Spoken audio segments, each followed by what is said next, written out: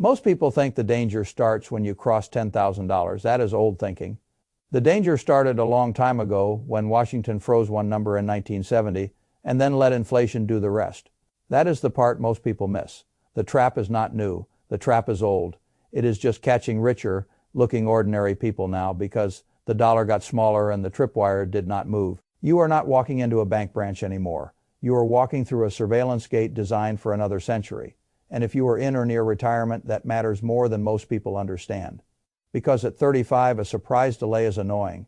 At 68, a surprise delay can cost you a car, a contractor slot, a closing date, a medical deposit, or your confidence. I have spent my life studying incentives. When you understand incentives, you stop asking whether a system feels fair and start asking what that system is built to do.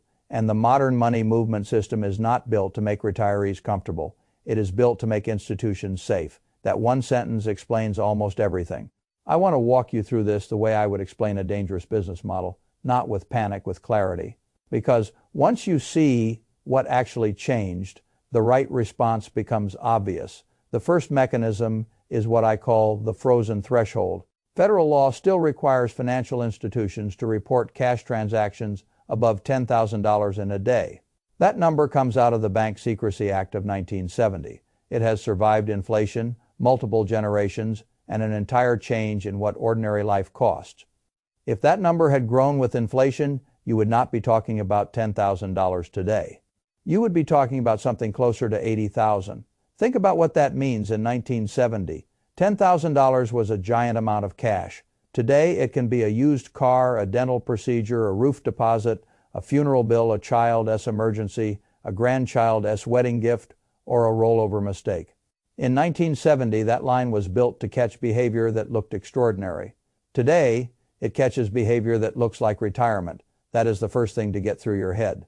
The rule did not become more dangerous because the government changed the number. It became more dangerous because your life got bigger and the number stayed still. That is how silent systems tighten.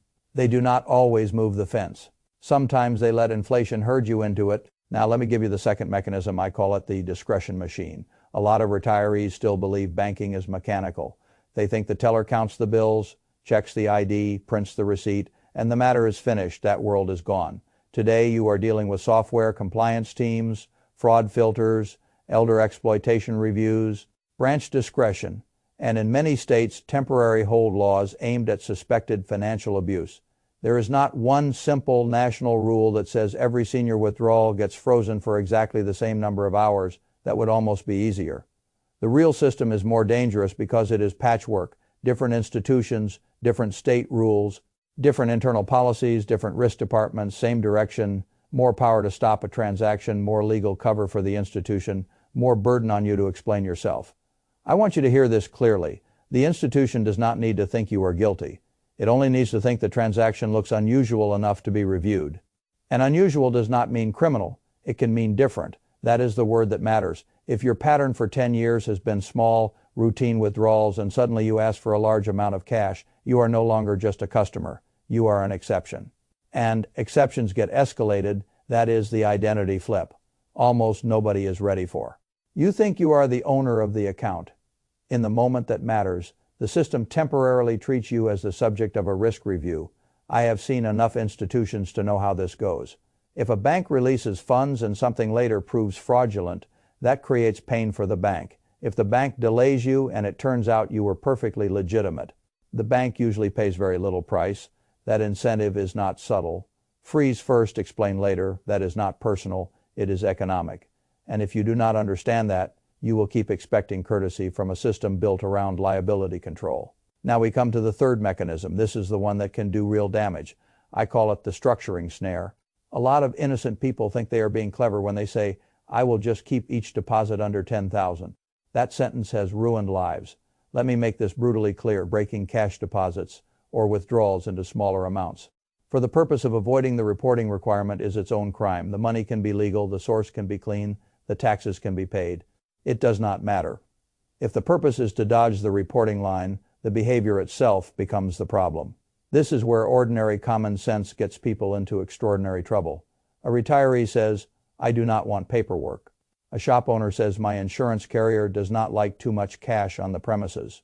A parent says, "I do not want to attract attention." The government can hear all three explanations and still say the same thing. You intentionally stayed under the line, that is the act. And once a pattern looks intentional, the case is no longer about the innocence of the money. It is about the intent of the movement. That distinction destroys people, because most Americans think the law cares first about whether their money is honest. In structuring cases, the first question is often whether your pattern looks engineered. That is a terrible place to be if your record keeping is weak. This is why I tell people one hard sentence: never cut a legal amount into smaller cash pieces just to avoid a federal form. Take the form, take the visibility, do not take the pattern. A report is often painless. A pattern is what hurts.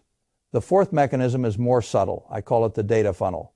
This is where modern people get confused because they mix together three different machines: cash reporting, suspicious activity reporting, tax information reporting.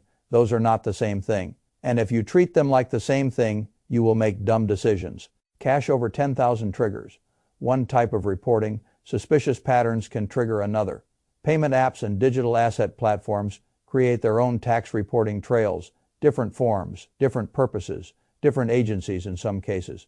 But all roads point in one direction: more visibility, less room for vagueness, less tolerance for sloppy explanations. That is the real story. Not that every Venmo dinner turns you into a criminal. That is nonsense. The smarter truth is worse. The system now sees more. It stores more, it matches more, and it is increasingly comfortable deciding that unrelated-looking data points belong to the same person, the same year, the same narrative. If you trade digital assets, that world got more formal: broker, reporting on Form 1099. Day began for certain digital asset sales starting in 2025. If you use payment platforms for goods or services, you are dealing with an information reporting landscape that has changed repeatedly and confused a lot of ordinary taxpayers. If you use bank wires, checks, cash payment apps, crypto exchanges, and family transfers all in the same year with no discipline, you are not diversifying your methods. You are increasing the number of trails you have to explain later. That is the reversal. Modern convenience does not automatically reduce scrutiny. Sometimes it multiplies your paperwork without you noticing. Now we get to the fifth mechanism. I call it the form echo. This is where people finally understand that reporting is not only about what the bank sees, it is also about what the business on the other side of the transaction is required to file. If a business receives more than $10,000 in cash in a trade or business, Form 8300 enters the picture, and related transactions can be aggregated. That means splitting a payment does not necessarily make the reporting disappear. Sometimes it does the opposite. It creates a second witness against your own story. The car dealer has a form, the jeweler has a form, the contractor can have a form, the attorney can have a form, the travel business can have a form. And if your payment pattern looks like you were trying to dance around the reporting line, the other side may have every incentive to document you very carefully because the penalty risk sits on them. This is another incentive problem. When penalties for bad filing rise and electronic filing become standard, businesses become more aggressive about covering themselves. They do not become more relaxed. That means your old retiree instinct of just bringing in a stack of cashier checks and smoothing it out with a smile is not a strategy anymore. It is nostalgia. And nostalgia is expensive when rules harden. Here is a detail almost nobody thinks about until I force them to. A wire transfer is not cash for Form 8300 purposes, the same way a stack of bills is. That matters. People cling to cash because cash feels private. But in the modern system, cash is often the louder object. The thing retirees still think of as simple has become the thing that creates the most friction. I am not saying never use cash. I am saying stop romanticizing it. A lot of people over 60 still believe cash equals control. Very often now, cash equals delay, questioning, and unnecessary pattern risk. That brings me to the deepest mechanism of all. The source document called it survival planning. I would call it operating system planning. Because the real mistake retirees make is not moving one large transaction badly. The real mistake is using a 1985 operating system in a 2026 compliance world. That is the real crash, not one bad withdrawal, an outdated mental model. So let me give you the protocol, not theory protocol. First, if you know a large transaction is coming, stop acting like surprise is a virtue. Pre-notify the institution, call the branch, ask what the preferred method is, Ask whether cash is even available in the amount you want. Ask what identification or documentation they want. Ask whether a wire would reduce friction. Ask who notes the account. You do not have to beg, you have to prepare. Second, stop accidentally structuring. If you need to move a reportable amount of cash, move the honest amount. Do not get cute. Do not split it into neat little chunks because you think you are staying under the radar. That is how ordinary people create extraordinary problems. Third, separate methods by purpose. If you use digital payment platforms, keep your personal reimbursement separate from anything that even smells like business, reselling side income, or hobby income. Confusion is what kills people at tax time, not always tax due. Confusion. Fourth, build a paper trail before you need a defense. For every material transaction, write down the amount, the date, the source, the recipient, and the purpose. Not because you are guilty, because clarity beats memory. 5 months later, after a letter, a review, or a tax question, your future self will not want a vague story. Your future self will want a clean record. Fifth, stop assuming the bank will tell you everything. That is childish. Banks can file a currency report because the law requires it. Banks can file a suspicious activity report because the pattern concerns them. And if a suspicious activity report exists, you may never be told because disclosure rules are extremely tight.